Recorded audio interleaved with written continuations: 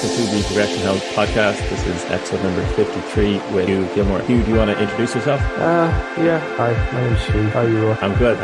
We're good. I suppose it's always really interesting to be asked to introduce yourself because you don't know what to say or what people want to know. But in the one line sort of introduction of me, my name's Hugh Gilmore and I'm a sports psychologist. I work with Olympic and Paralympic athletes for the last decade, and I am a trainer in motivational interviewing, and I also am trained in rational emotive behavior therapy, as well as just being, a performance psychologist or a sports psychologist. So yeah, that's the top line overview. Yeah, I feel as though it's like an overlooked part of health really is like your psychology, and in my experience, and I could be wrong, but I think it's really important. So I'm excited to have you on. So what work do you specialize in, Hugh, and like who are your typical clients? So my main clients are essentially at the moment Paralympic powerlifters, and previously I've worked with Olympic weightlifters, British athletics, and essentially high-level funded athletes who are preparing for either qualifying to go to the Olympics or Paralympics. Within that, my role is essentially twofold. There's preparing people to develop as an athlete over maybe a 10-year career, helping them develop their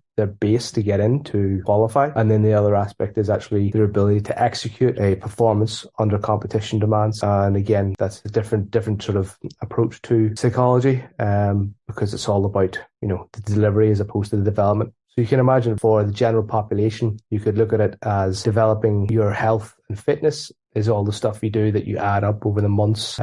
Whereas, the execution part of it is probably more akin to something that you might do in your life that is under pressure, such as making a public speech or a job interview or a big presentation, something like that, where there's actually a bit of pressure on you for a good outcome over a short period of time. And you might be preparing for that. So there's the two different types of pressures. One, that can you maintain and create consistency in your habits and behaviors so that you can improve the performance and your capacity to perform. And then two, can you actually execute a performance under the pressure? Yeah, I feel like they're two separate skills almost, just in terms of like the consistency and kind of like, we'll call it like the longer term habits. Do you have like a typical approach for that listeners could relate to? So like, let's just say, for example, they had a wedding coming up maybe in like a year's time, and, that's their kind of longer term goal, we'll call it, for example, that'd be, a typical one. So yeah, most marriages end in divorce, so there's no point in getting married. So that would be the first thing. Don't bother. Realistic, yeah.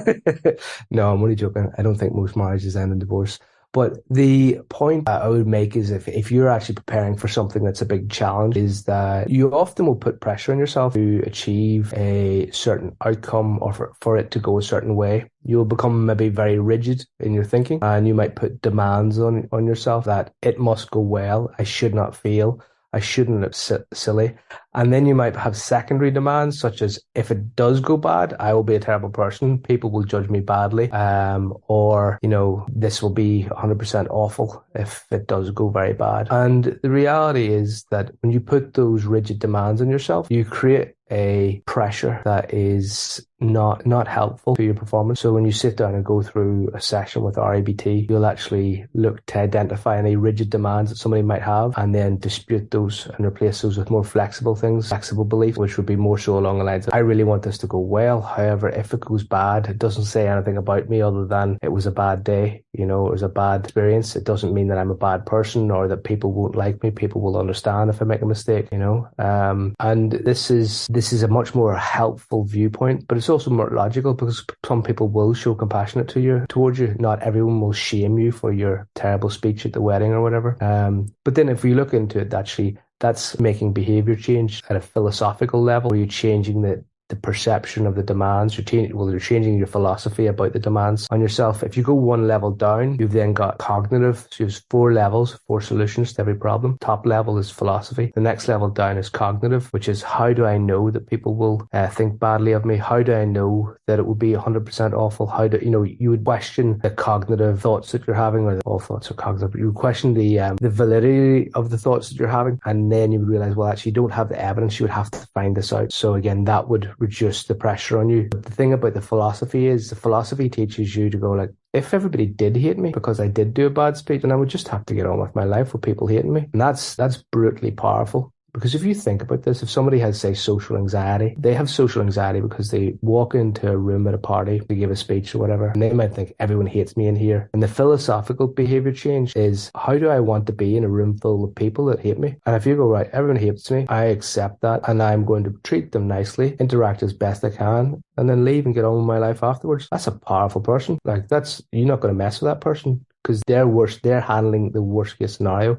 That's a philosophical level of behavior change. Cognitive, you will go, what evidence have I got? The level below cognitive change is behavioral change, where you actually are taught skills to cope under that. And that would be, right, I can take a deep breath and smile. I can work and have an open body language so people might approach me. I can think of some nice open questions which will allow me to start a conversation. And I can come up with a way of listening into what's been said and trying to acknowledge that people are talking about something and show interest. So that those behavioral skills will maybe make you more interesting, make you more capable and competent in that environment. However, it doesn't mean that will work every time, because you might generally walk into a room full of people who hate you, and in that case your skills aren't going to matter. You know, the reality could be the situation. I don't know what your people who are listening to this have done, you know, if they've got roomfuls of people who hate them. But then the bottom level of change is situational, and we often find this with professional athletes in that they have an entourage. I only go into rooms with people with all my friends around me.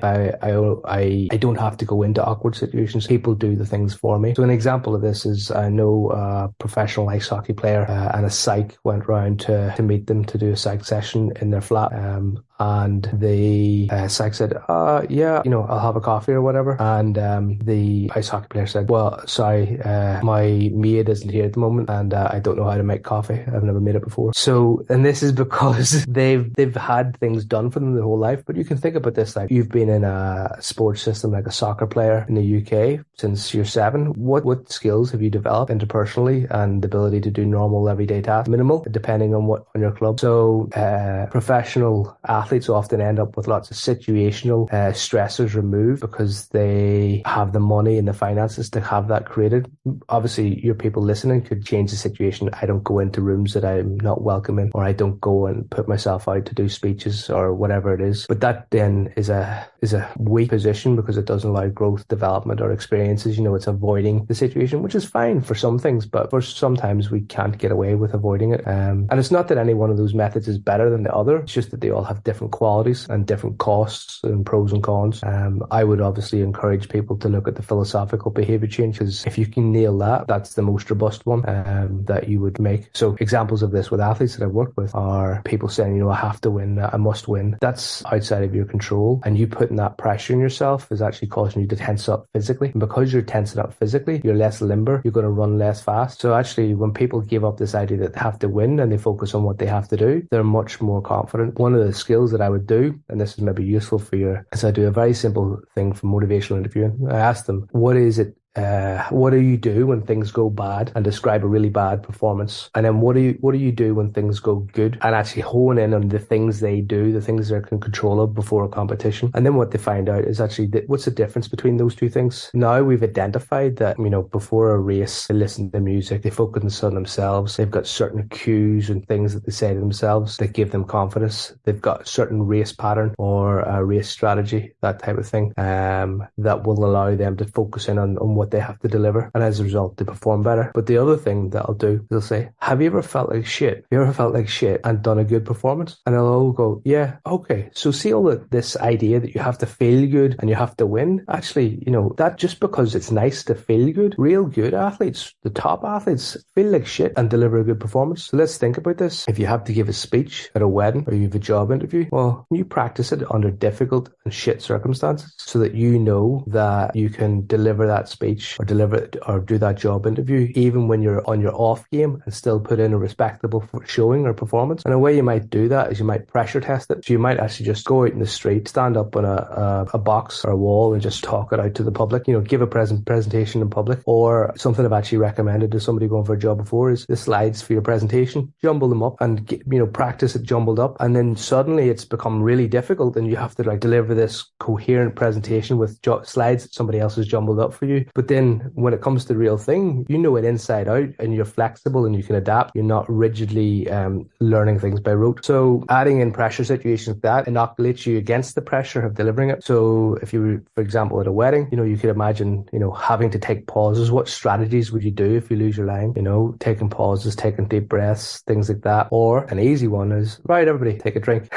So yeah, sorry, that's a long-winded rant. I don't know if that's the answer you wanted, but it's the one you got. No, it's good. It's making me think of the documentary The Weight of Gold about the Olympic athletes, and they had Phelps on, and he said he was just so focused on his training that he didn't have those skills outside. So it's kind of like he grew a lot in the pool, for example, but I guess he didn't work on the stuff outside, or it came at the cost of the stuff outside, and that's what he has been working on since. I think elite athletes pay a big price for their performance, and they get a lot of success if it works out for them. But there's an awful lot of people pay that price and don't get anything. Unfairly rewarded, you would say, is it?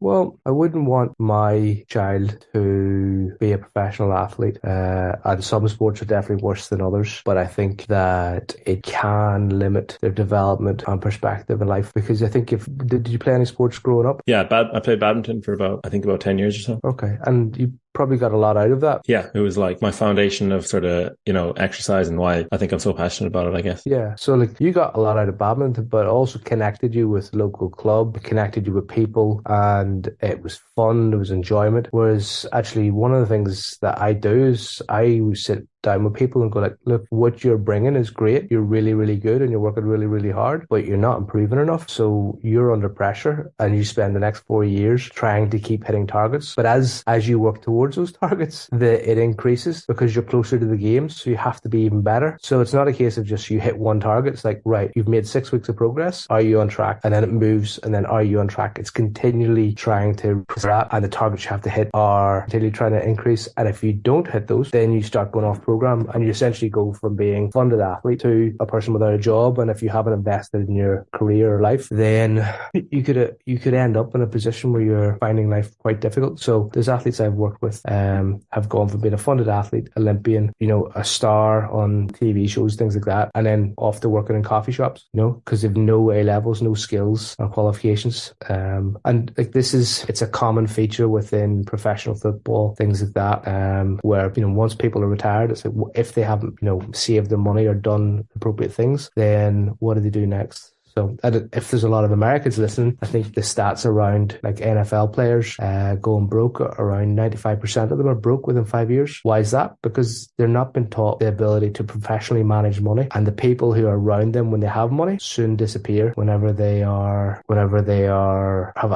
no money. So like their whole lives begin to crumble. So again, that's a classic example of situational bubbling, whereby all the stress is removed, and as the career ends, the bubble bursts, and they then have to do normal person things. So you need to be well-rounded. It makes me think of a lot of people, they want to get like in my typical clients, like they want to get like really lean and have abs and stuff, and I'm kind of like the cost of that. It's different, but it feels sort of similar, where it's like you kind of lose out on life in a way, or sort of the goal becomes everything, and you sort of lose out on like your social life, connection with, I guess, maybe even yourself, because you're trying to become like almost like an athlete, but you're like, maybe you work a 9 to 5. So do you think there's a similarity there between athletes and maybe just someone from the general population? No, I absolutely do, because you will also get this feature of hyper development occurring in people who are highly driven in their careers, for example, with high pressure careers, or even like if you look at somebody who's just highly driven in their sport or highly driven in their health and fitness. The way you want to look at your life is, what are all the things I want to achieve? So when I do a goal setting exercise with somebody, I'll say, what are all the things you want to achieve in your entire life?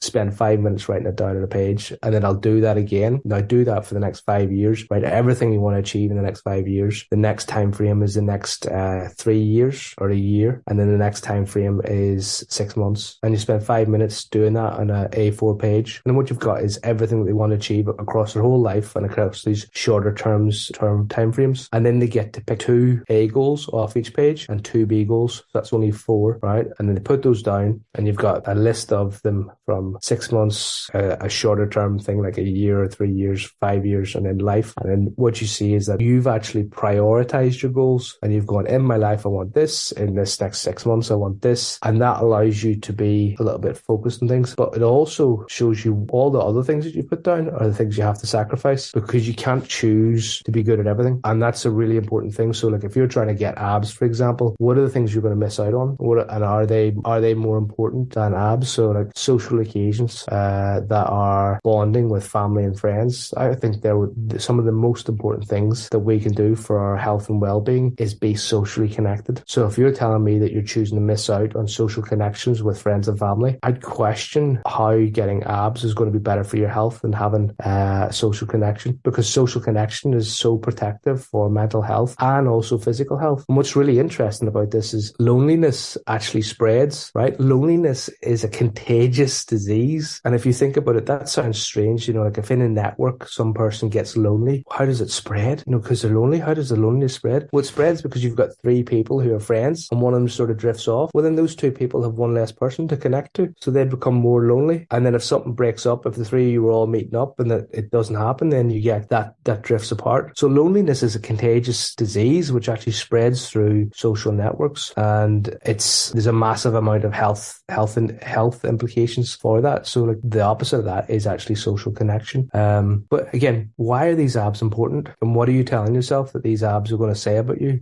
And I say this with people who are going to the Olympic Games and Paralympics, if you go to the cinema, right, does it make you a better person? Are there assholes or people who you don't like who buy tickets and go to the cinema? Can an asshole or a person you don't like or a person who you have an issue with and think is not a great person go to the Olympics or the Paralympics? Yeah. So you go in there and you win a medal or doing really well. Does that say anything about the quality of person that you are? Because if other people can go there and win medals and do stuff and they're not particularly nice people or people that you respect or different sports that you think are just idiots, why is it you think that going there will say anything about you? And the truth is, it's just like going to the cinema. Anybody can buy a ticket. Going to the Olympics and winning a medal is just the same as buying a ticket. It's just a bigger price tag, and there's a bit of a genetic lottery and a talent lottery and an opportunity lottery going on as well. But essentially it's a big price tag, but none of it actually says anything about the person. And that's the same with these abs. It's like, what's the price tag on them? Because just because you get them, it's not going to change you. It just means you've got less fat around your midsection. That's it. Doesn't mean you're good. It doesn't even mean that you're committed and professional, because you can get abs in ways that are not committed and not professional. And it may be less, if you think of this shows a value of hard work and commitment and dedication. Well, yeah, like if you neglect your kids, neglect other things and eat really poorly and sacrifice your health, that's not commitment and dedication and hard work. That's actually, neglect. So again, it's like, what's the lens? What's the reason for doing it? What do you think it's going to get you? But that by all means, like if it's how you want to spend your time, there's no judgment here. Like, I'm just, you need to evaluate it for yourself as to what it means to you, not for me to say that, yeah. So it's essential to be clear about any goal related to your health is kind of spelled out, or you clearly understand why you've chosen it. Because just, we'll just keep using the abs example. I feel, especially with something like Instagram, social media, it's kind of perpetuated that it's like health is abs or leanness, and that's the best way kind of to be. And it's like, that could be true. Mm-hmm. Sure, that could be true for some people, but like, what does the individual person want? And what would their individual version of health look like? So maybe just like the question I'm kind of getting at is just how you get to the kind of the underlying why behind why we choose something. Is that really important to spell out? Yeah, massively. So within rational emotive behavior therapy, one of the techniques for understanding something is or a person's reasons and beliefs behind something is inference chaining. So for example, you go, I want to get abs. Why do you want to get abs? Right? And people will say, well, what does it say about you if you have abs? But that's the wrong question. The question is, does it say anything about you if you have abs? Because the first question implies that it would say something or that something is said. The second question leaves it open that it doesn't say anything. But so the thing is, what is it? You would keep asking around the answers and the answers of the answers until you get down to their belief, which might sound something like, well, look, I believe I should have abs, or I should have these abs because it will mean that I'm healthy, because it mean I'll be desired, or mean people will like me, or it will show that I'm successful, or I want that picture so that people can like it on Instagram, and I'll have the likes, and oh my God, my life will be wonderful because I've got these likes, and I can just like count them up and then tattoo the number of likes I got on my forehead. But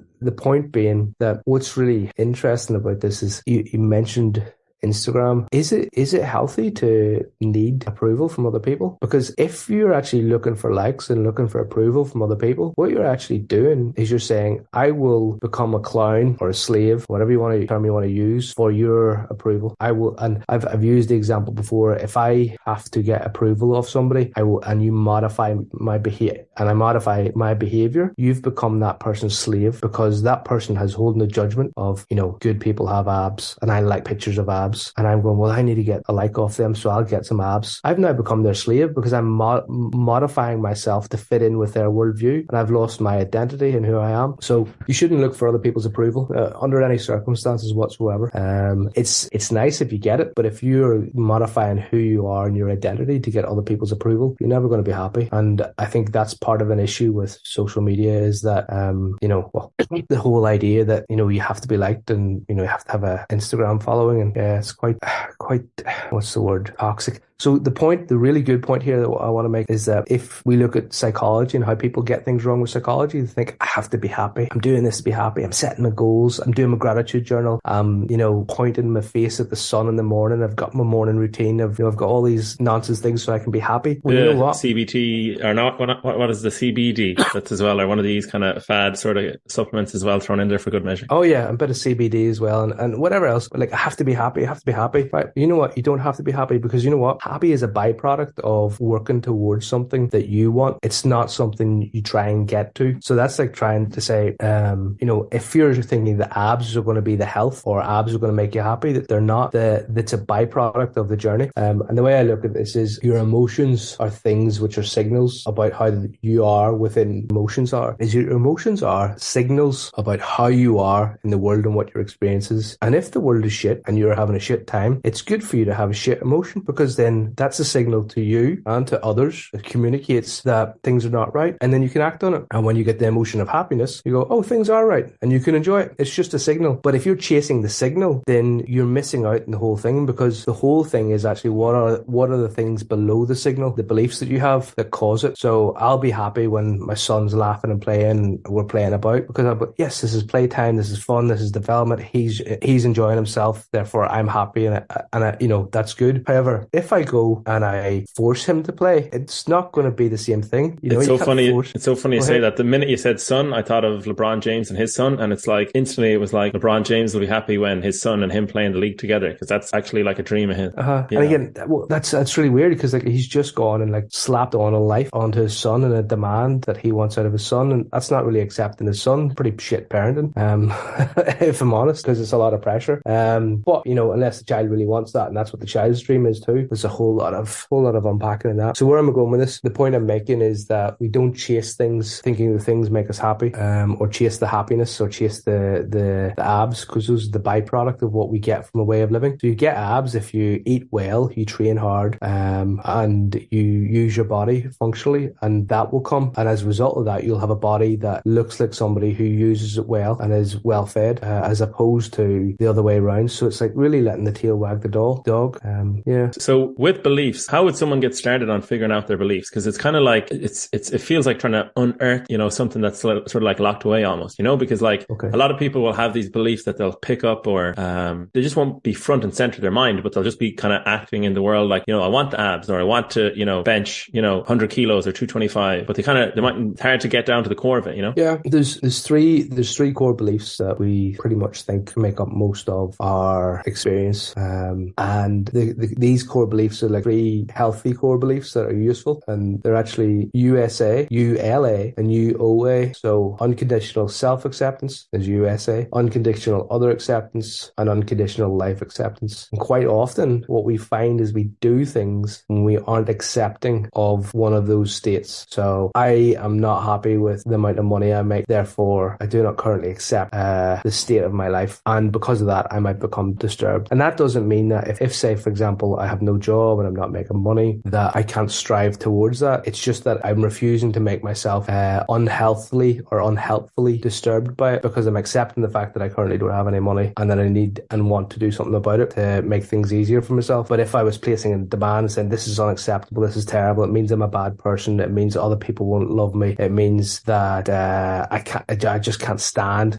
being broke, that is a much more dangerous position to be in than somebody who's like, well, look, I accept the fact I don't have any money right now, but I'm going to work hard and try and do something about it. I really don't want to have any money. I really don't want to be in this position, but it is what it is, and I need to get on with working towards it. I don't need it to change, but I'm going to try and change it. That's a much more beneficial position to be in. So your beliefs, I've summarized this for the lay people as F me, F you, F it. If you find yourself saying the F word and adding F you, F me, or F it on the end of it, you're probably highlighting that one of those core beliefs is being breached, where you're not accepting things. And again, the way to get down to this is whenever you're discussing with yourself, why do I want these things, is that inference chaining. So what is like 5 whys, five levels down, where do you get to? At what points? What's the lowest level of resolution? And it tends to be something along the lines of, look, I don't accept myself if I don't do this, or I want other people's approval, or my life is crap, I don't do this. So those tend to be the quickest sort of shortcuts to it. Does that make sense? Yeah. So what I'm thinking of is like, let's just say, for example, Messi and Ronaldo, we could say they're the best players in the world in soccer, or football, I should say, correction, not soccer. And you could say if, I'm just going to guess, Messi's very accepting, right? He's more accepting than Ronaldo, right? So Messi got to the top with less sort of stress, or less like,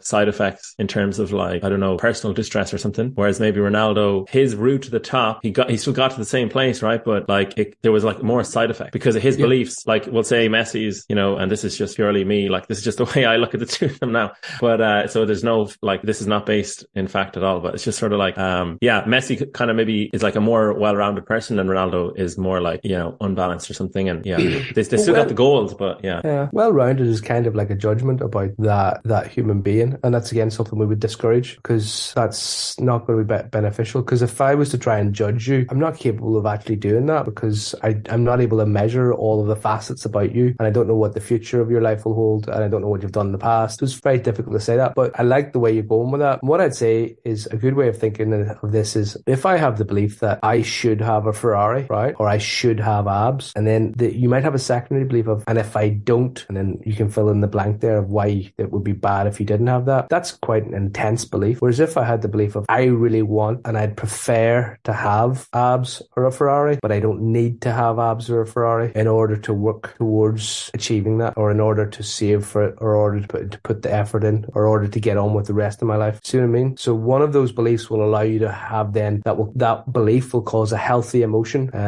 Like, I'm a bit frustrated that I don't have this, but I'm going to work towards it. Whereas the other belief of, I should have this, might make me angry. And if I'm angry, then I might start hating myself. I might get pissed off. I might be grumpy. I might isolate myself. So it's not about not having a negative emotion. It's about having a negative emotion that results in a quality that is adaptive and useful to your goal. Does that make sense? Yeah, I feel as though it's like you're having a goal. So one person could have a goal and it's very hard and sort of fast, or like black and white. And then another person has like a range for their goal. So it's like, I want to have abs, but if I get my body fat within this range or whatever, I'll also be happy in those situations as well. Just stick to the ab thing. I feel like we're belaboring this point. We could be laboring this point, and we can move on. But I think that you've hit the nail on the head. It's about having a range, but then that range allows for accessibility and adaptable behaviors on a daily basis that can help you move towards your goal. Whereas the other one may produce unadaptable behaviors that may limit you, and you may then self-sabotage. So as an athlete, it feels like reflection is almost essential to know, like, right, this goal that I have, or not even as an athlete, just like as a person or anyone with a health goal. So if you have a health goal, but you're not reflecting on like your process of how you're moving towards that goal, or just your process of moving, I guess, forward for that goal, you're never going to really know if maybe your process that you have, like this belief that you have, is it helping you? Is it hurting you? Is there a better way I could be doing it? Yeah. So a really good way of looking at this is that athletes will maybe have the belief that I have to win, and they work really hard, and that's great, and it works. They get somewhere and they do well, and they might even go on to win and be the best athlete athlete ever, but they hit a stumbling block where they go up a level or they get injured or they have a setback or something occurs, their strategy, which has driven them, their belief, is now not useful in that context, and that's what it needs to change. So you can have an absolute belief, which is really useful, but as soon as you hit an issue, you then are at risk of underperformance or worse. A really good example of this is David Goggins. So he's become quite popular, but he's, oh, stay hard, stop being a bitch and all this sort of stuff, and go for it. But the dude, if I'm not mistaken, did a lot of running on stress fractures, and this is one of the things that made him famous about doing all this excessive running while being in terrible physical condition and just suffering. But you have to ask yourself, what's the price that's been paid for that? Because if, say, for example, that had exacerbated those stress fractures and then actually resulted in a proper fracture, and maybe that proper fracture was occurred while maybe going off a curb, and he then severed a nerve and then lost the ability to use his foot, you're then going like, actually, wait a minute, this idea of just suffering and being a badass and going as hard as you can all the time, while it's adaptive in one sense to get you somewhere, it also has risks that can be moderated by, wait a minute, the amount that I suffered doesn't say anything about me. So his core belief is probably going to be something like, I must not be weak, I must not be beaten by my mind, I must always be in control. That's lovely and it sounds great, but in the wrong context, it's lethal. So yeah. And what are some ways to protect against that? Because I feel like that message of work hard, sort of like what he says of like the more you suffer, sort of like the more you're likely to kind of succeed type of thing almost, and that just whole like stay hard ethos and sort of almost like very resolute in your belief and uncompromising, rigid, inflexible. How do you kind of protect against falling into that? When he seems to be doing, if you didn't know any better or you didn't kind of double check what he's saying, you would think, oh, this guy's doing well for himself based on all the honors he's got a following and books and all this kind of stuff. Yeah. So my question would be, if what you do is 100% perfect and the right way, you're not in a performance realm. That's not high performance, because that is a simplistic and absolute way of looking at things. Every action that you do has costs and benefits, and every action that you do has negative consequences and also positive consequences. And then those consequences will have secondary positive consequences and secondary negative consequences, and you get this cascading effect. So what you want to think of is like, right, if I go to the gym and I do a bad session, okay, and my last lift is terrible and I mess it up, I might go out of the gym and people say, that's terrible, did a bad lift, they did a bad session, right? What we know from skill acquisition theory is that if your last lift is terrible, you're going to learn the skill faster, because you then leave the gym pissed off, angry and annoyed, and you think about what you did and you come back in and you do better. So actually difficult experiences where you experience failure result in greater long-term skill acquisition. So you can think about it like skateboarders. Skateboarders learn by picking their teeth up and getting on with it. They learn through failure, right? But it's that failure is useful. But the way Goggins is approaching, endurance capacities, things like that, is that he's not allowed to fail. He's not allowed to stop. He's not allowed to sort of take a step back and reflect on it. Now, I haven't read all of the stuff. I'm just going from what I see in the social media. So correct me if I'm wrong. And I also, I would say, I'm not one of these people who calls people out or targets people like that. All I'm just pointing out is, an idea that's he's maybe proliferated in the way he's going at. It's important not to ridicule people for how they exist or what they choose to do. I'm just exploring the ideas behind it. So yeah, I think that kind of makes sense there, is that if you look at what are the consequences and you look at the positive and negatives and you can do that with every action, then you're then thinking in a high performance setting, because sometimes negative events will cause more positive development later on. There's also a thing called beta region paradox. I'm not too sure if you've heard of that, but it's like a wake up call, right? So you can have somebody who's like going along and they're not really getting on with the behavior change, and then they experience a moment of failure, and because of that moment of failure they then change their experience. And what that actually shows is that the moment of failure causes a bigger impact on them, and then they have a quicker change of behavior and reach a higher level of performance. So if you're somebody who's like stuck in this zone of things aren't going that well and you're not failing and you're just being consistent, you might not actually be improving. Whereas if you have a massive failure, you could then result in actually quicker changing how you you operate and move up to a higher level. So the paradox is that somebody might undergo a significant setback and then as a result of that make a faster and bigger change, whereas somebody who is able to survive without changing doesn't actually learn and grow and develop. So in that speed region paradox of basically wake up call.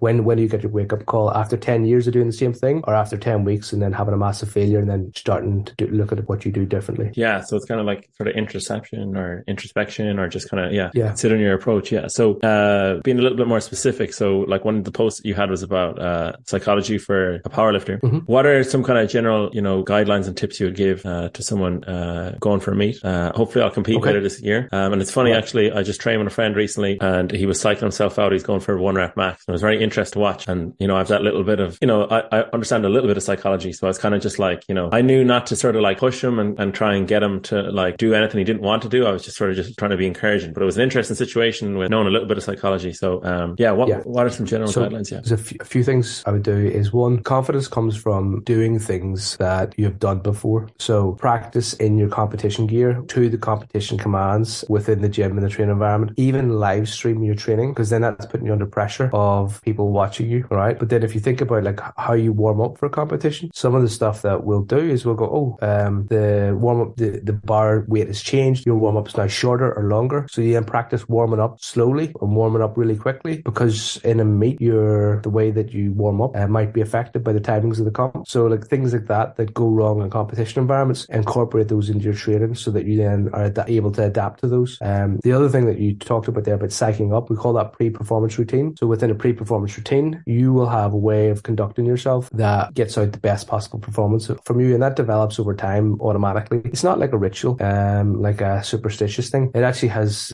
significant features, which would be maybe some self-talk internally or externally, where you say something to yourself, maybe some imagery, maybe some emotion that you're trying to create, and maybe a certain level of physical arousal as well. But again, it's important to realize that you can be too aroused, and you can like get too psyched up, if you know what I mean. And again, can you then down regulate that? Can you bring it back? So knowing what is the routine or sequence of things that you do in terms of thoughts and behaviors and self-talk, things like that, to create the optimal environment for you lifting. And what that does, that actually takes up your mental capacity and gives you something to focus on so that you don't get distracted. Because if you think about this, you'll have had the experience where you're walking or driving maybe, and you've just arrived at your destination. You're like, wait, how did I get here? And it's because you're really, really good at walking or driving that you didn't have to think about what you do. So you're thinking about all these other things and then you just arrived. The danger with that is that you then miss out in a performance set, and you miss out the actual intensity of what you're trying to do, because those are basic things that you become autonomous. So it's not high performance, it's actually just habit and you're not conscious of it. Whereas in a meet, you're trying to be very conscious and very intentful with your lift. So you want to do that pre-performance routine so it fills up the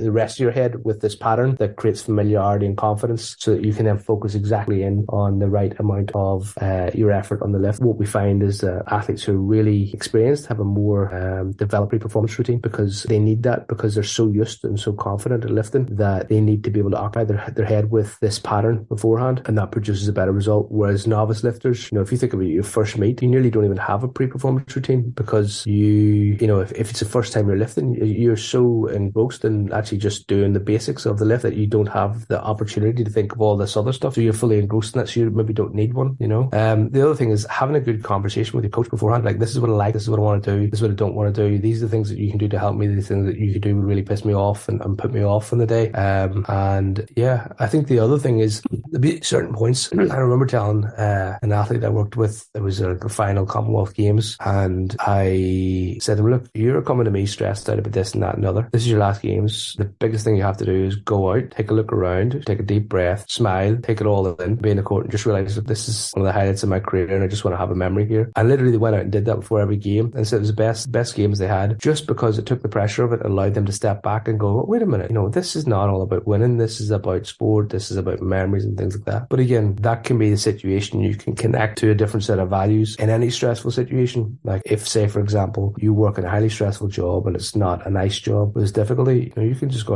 well, what are the big things that brings meaning into this job? I provide a service which is meaningful and I can connect with other humans, and how can I just take a step back and center into that, so again, things like that. So those would be some of the tips I would offer. Interesting. So I think you said we gain gain confidence by doing things repeatedly. So what if someone hits, you know, a PR in a competition, for example, like on the powerlifting floor that they just haven't hit before? Would that not be the most kind of confidence inducing more so than doing something repeatedly? So that's a really good example.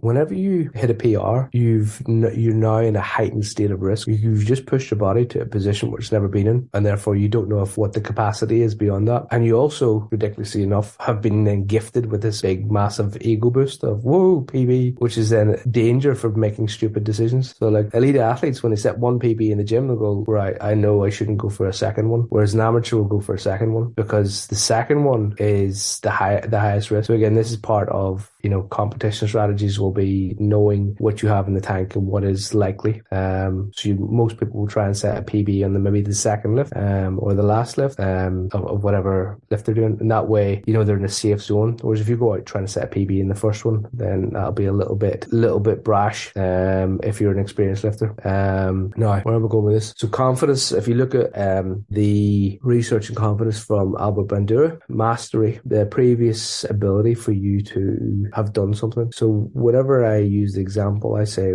if I told you to get up now, walk out of the house and go to your front garden, right? You could do that. And that's because you've been walking for quite a period of time. You're confident you know where it is and you can go there and you could do that without falling over. But when you were learning, you fell over lots. We just have childhood amnesia, so we forget that we fall over. What will we then seek to do within the gym environment? To do lots of falling over and learn the parameters to create opportunities for mastery. So outside of the, you know, competition window, like maybe 6 to 8 weeks outside of that, I don't want to be doing anything that's going to reduce your confidence, like putting new things in, new challenges, big changes. I want everything to be supportive, showing you that you're good, showing, look, here's your numbers in the gym, this is the stats you put up today, this is, you know, this predicts this next lift, no, that's good. Whereas 3 years out, what I want to do is create lots of challenge, lots of stress, lots of, you know, opportunities for you to feel that you then develop this robustness. And then that then allows you to develop and change what you do so it becomes more repeatable. So you get the most confidence if you've done something before, hence why trying to replicate things prior to that is the best way to build it. The other things that can build confidence are acknowledging what emotional state you want to be in with it when you're doing that and actually then try to create that emotional state, verbal persuasion from other people or yourself. And then also there's another one called vicarious experiences, which is if this works for other people like me, then it will be more likely that I can do that. So for example, Manny Pacquiao, the boxer, all the kids from his area go like, he can box and he did it and he's from here, so they go off and do boxing because they get confidence from that. But this is the other thing. There's another type of confidence called general confidence, where it's actually this works for humans. Like taking paracetamol works for humans. It works for these humans to stop pain. It works for me to stop pain. So again, another way you could look to build confidence is go like, well, what works for other people, just in general. And you know that, you know, for other people doing these things builds their confidence, it builds their capacities. Therefore, if you copy that, you'll build capacity in that, providing you, and the more you relate to them, the more likely that will work as well. So those are the main tenets of confidence. But what's really interesting for motivational interviewing is we use affirmations, and affirmations is a high level reflective skill where somebody will say to you, not that's good or that bad, but actually your coach might say, what you've just done displays the rate of force development and the leg strength needed for a PB in 3 weeks time. And it doesn't say whether it's good or bad, it just gives you the information. And then you go in your head, you think, is that good or bad? Do I like that? Oh, I do like that. No, I feel confident. Whereas if I just go, oh, that was a good squat, it doesn't mean anything. You know, it's the same as saying, it's actually the same as saying that was a bad squat. So specificity of achievement breeds then more confidence, but it's a skilled coach that can bring that out, or a skilled person that if you can actually evaluate your practice and go, right, what specifically things did I do that look good today and why were they good, not just what was good. It's interesting you bring that specific feedback back. So I have a friend who's a music producer and he does not like someone saying that his music is good because he's like, what the hell do I do with that? So he's actually told me what he wants me to say to him. So I know I can't say his music's good or bad. I have to tell him specifically why it's good or why it's bad. So it's like, you can actually, to your point, you can actually do more with more specific feedback. So yeah, could you use that for yourself as an individual, or was it just work with your coach? No, you could become skilled at using it with yourself, and it would basically be a case of sitting down and going, right, what did I do well today and why was it good? And then when you start identifying the why, and does that say anything about me? So I did a training session today and I didn't want to. What does it say about me? Does does it say anything? It says I'm committed. Oh, a little bit more confidence, a little bit of confidence came in there because I've identified a positive feature that I think is useful in my endeavors or goals. So that would be a useful way to review training practice, would be identify. I generally like what went well, 3 things that went well, and what does that say anything about me? How does that help me towards my goal? So if you do something like that will boost your confidence as well. I feel as though a lot of like what you're recommending, like the tips, it's kind of like metacognition. So thinking about thinking. So instead of just going and almost white knuckling it, get a workout done and being like, that was a good thing, I got it done, or I stuck to my diet or whatever. It's almost like thinking a little bit deeper about like what exactly was going on, or your process, your beliefs, and the whole reflecting on a deeper level is much more useful than just taking it at face value. Depends on when you do the reflecting on a deeper level, because if you do reflective practice or you think deeply about things, it can become anxiety producing if you do it wrong. Because if you continually look at things and evaluating things, then you just occupy in your head with an obsession that's actually, can you knock this out in 15 minutes at the end of a session and then let it be? It's not a permanent endeavor. It's one of the biggest criticisms of actual training to be a psychologist or a sports psychologist is they teach you more so how to develop anxiety than they do reflective practice, because they just teach you all about the risk and the issues without actually teaching you like what is acceptable level of risk and how to just go, well, that's what it is, and move on. So the other aspect of this is you only do something if there's an issue. To add change to a program because you can is not a good thing. So like, if you currently say you're currently deadlifting 200 kilograms and you're getting ready to go for 210 and you've got a training program that you think will get you that PB at the next meet or whatever, why do you need to add in more psychology stuff? Because the more psychology stuff you add in, the less focus elsewhere. And this is one of the biggest things that people think about performance as additive little bricks that they add in. Add in a little bit of psychology, add in a bit of nutrition, add in a bit more physio, add in some programming. Your performance isn't additive. You're a complex system of interacting parts within your body and externally in a system of people. And you're much more like a soup where it's like, look, you've got all these ingredients. If I chuck something in, everything interacts in a synergistic effect, and then I have to taste it and go, how does it taste now? Oh, it's just a bit better. And you don't, when you add in a little bit of salt to your soup, you don't go, right, add in loads more salt. That was really effective, because it's interactionist.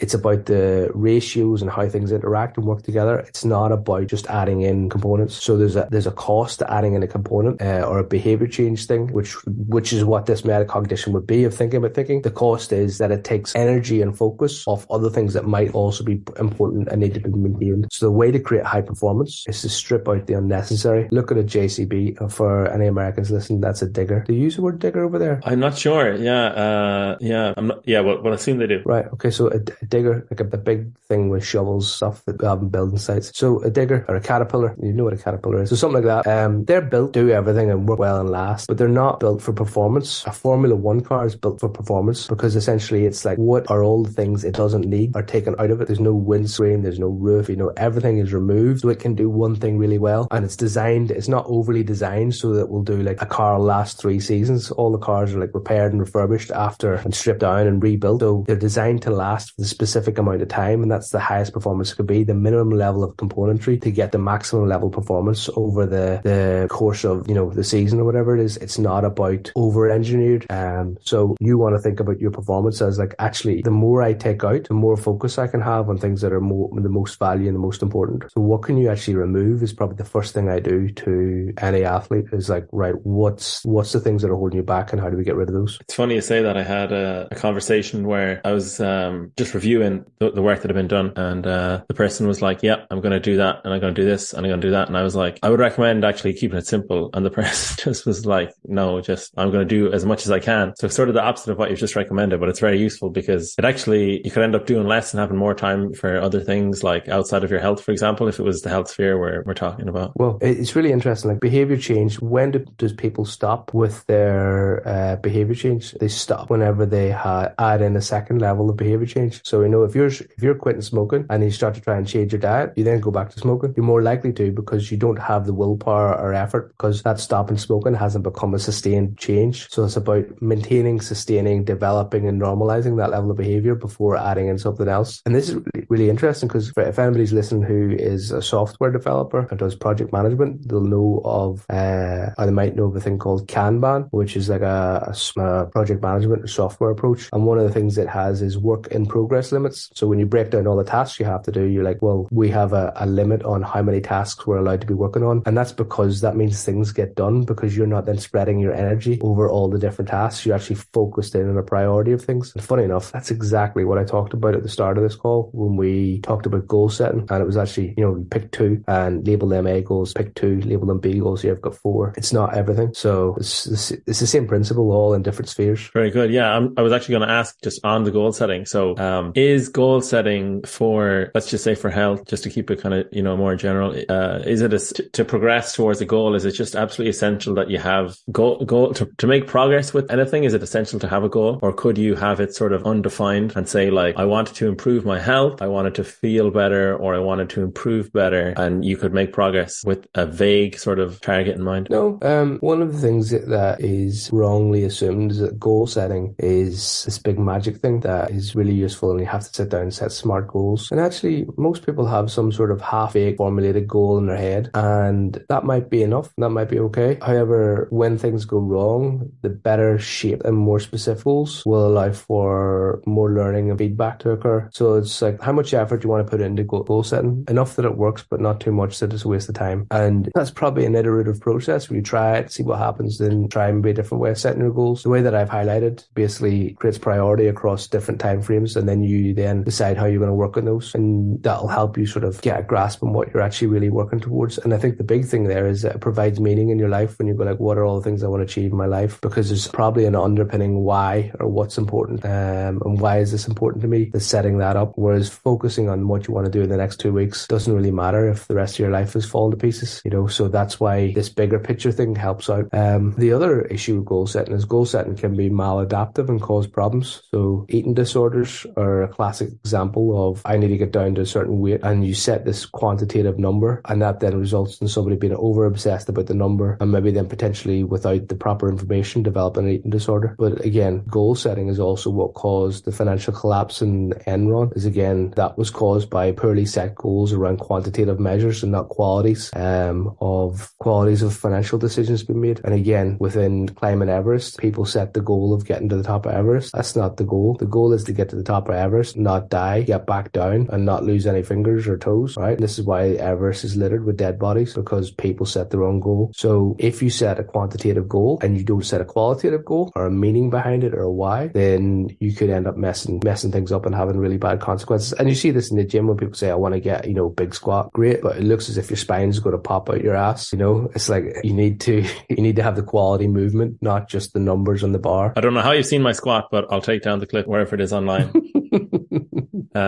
So how would you kind of safeguard against, safeguard against ineffective goal setting? Can you just talk about that a little bit? Because it is January as well. So, people are setting, it'd be interesting if there's any studies on, the population's goal setting this time of year versus other times of year. Well, yeah, I mean, there's lots of research on, people's goals tend to fail because they're set, they're not fully formed or fully set goals. They're more so like desires, the first stages of goal setting as opposed to like committed goal setting. And I think like one of the biggest things that's really useful is if-then plans. And if-then plans are, again, another part of goal setting, which is research done by Gabrielle Ottingen, specifically within health and fitness, but with also other types of behaviors as well. It results in about 30% improvement, in some cases or more. And it's very simple. It's like, if scenario A, B, or C occurs, most likely scenarios which will provide a challenge to me, then I will what? And you write out what you do. So if I get an injury, then I will, and you write out your injury plan. If I fall off the wagon and my dad goes to shit for a day, then I will what, right? So you get your plan in place for your obstacle. And then because of that, you're more likely to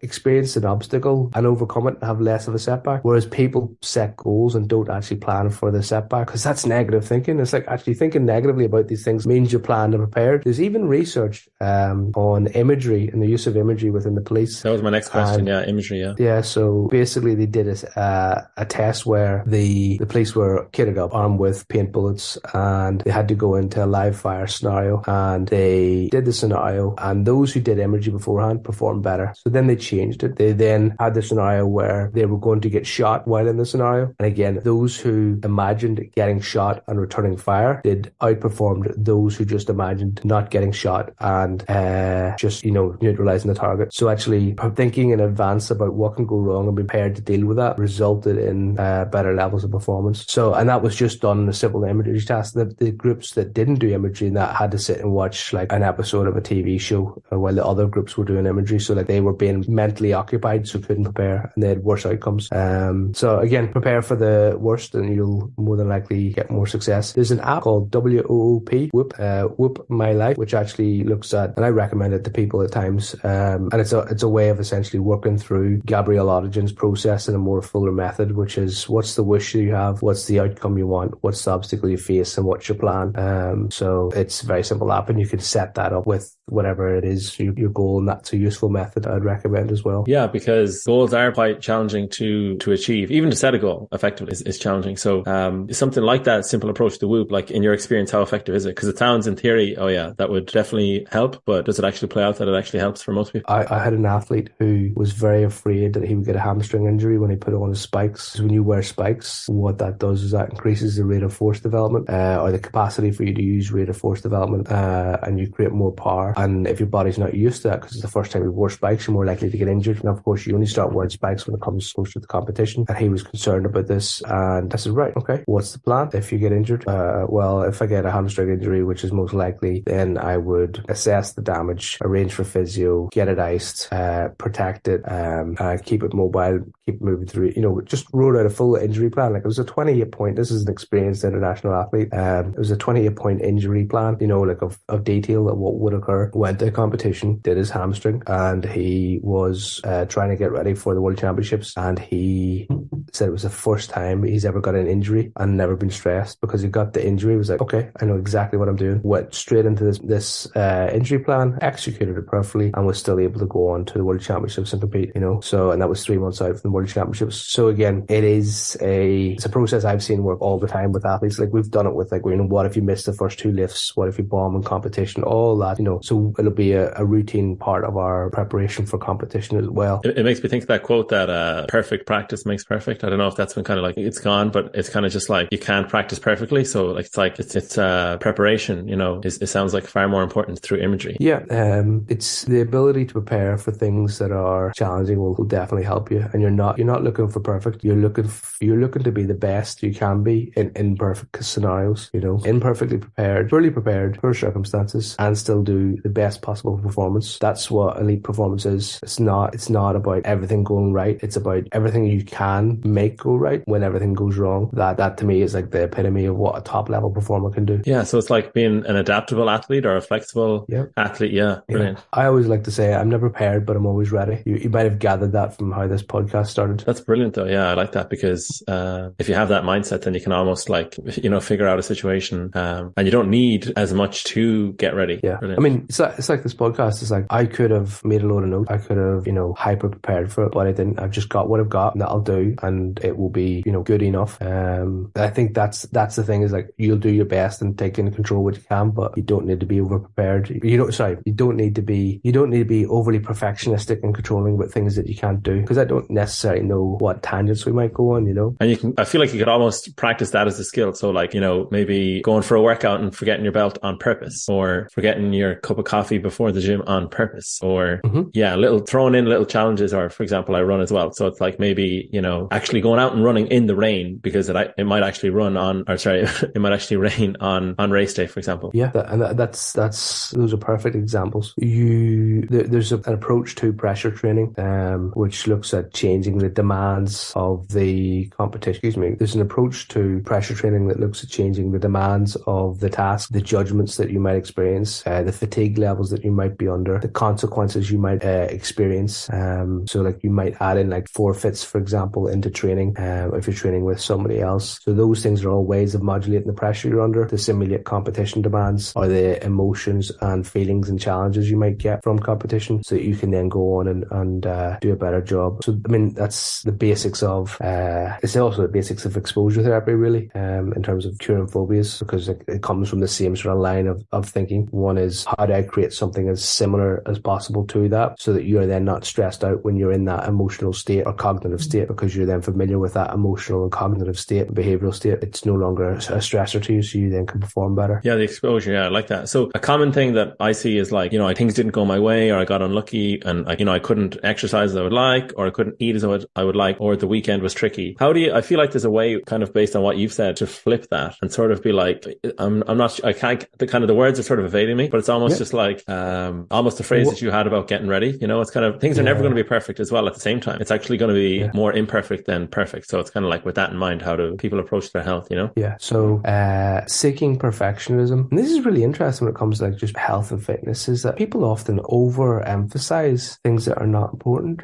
Oh, I didn't have my coffee at such time, or whatever. It's like, oh, I didn't eat right. It's like, okay, brilliant. That's one blip in one day. It's not that meaningful, right? One day, 1 hour, 1 week is not meaningful to your goals, or if you're in search of health. If you're in search of performance, it might be slightly more meaningful. But if you're in search of health is 20 years of consistency. Consistently enjoying using your body, consistently exploring and eating wholesome foods, and that consistency is not achieved on a daily basis. It's achieved on all of the days, whereby there's fluctuation between within a range of what is a good day and what is a bad day. But it's about actually having that flexibility within those days. So one of the things you're saying is, if people are overly focused on the things not being right, what they're really doing is demanding perfection about their situation so that they can create or perceived more control over their outcome. Well, actually, if the thing has already happened, they have no longer got control over it. Therefore, it's time to accept that and go, it is what it is. What's my next controllable? And move to that, because that's what you do. Because otherwise you dwell in the past and you're creating an emotional state of regret and maybe anger or sadness because you've done something that is outside of your control now, because it's in the past. Even if it was in your control originally, it's now in the past. And we all make mistakes, we're all fallible humans, but how fallible can we be and still work towards our goals? Yeah, that's brilliant. That's actually, how fallible can we be? Because that's almost like the human condition in a nutshell. Yeah. All right, Hugh, I've taken enough of your time, so we'll leave it there, but thanks very much. Is there any kind of final message you want to leave people with, or links, upcoming events, anything going on? I do have a number of things that people might be interested in. I'm trying to create, I don't have time to work with people. My waiting list is too long, so I'm actually trying to create resources, videos on Instagram and YouTube. And if you want me to address a topic, basically you can look at my Instagram and you will see a link, and in that link there's a form whereby you can essentially submit a question for me to answer, and I will do a video to answer it. So that's what I'm doing, to try and reach out to people and help people where I can, because I quite like the fact that I've spent all this time studying and getting good at psychology and working with great people, but actually I come from a community where sport's really important, and I was a volunteer in 2 different sports as a coach, and I recognize that actually it's all about giving this back. So the more questions I get in, better quality content I can put out to help people, and I'd like for that to be a good resource for people. So please, just if you want to thank me by contributing a question, that will help me along. That's all I would ask. Brilliant. Yeah, I'll try and attach that in the show notes so people can submit questions. I'm sure I'll think of something. So thanks very much, Hugh. This has been brilliant. No worries. Thank you very much for having me on, Ross.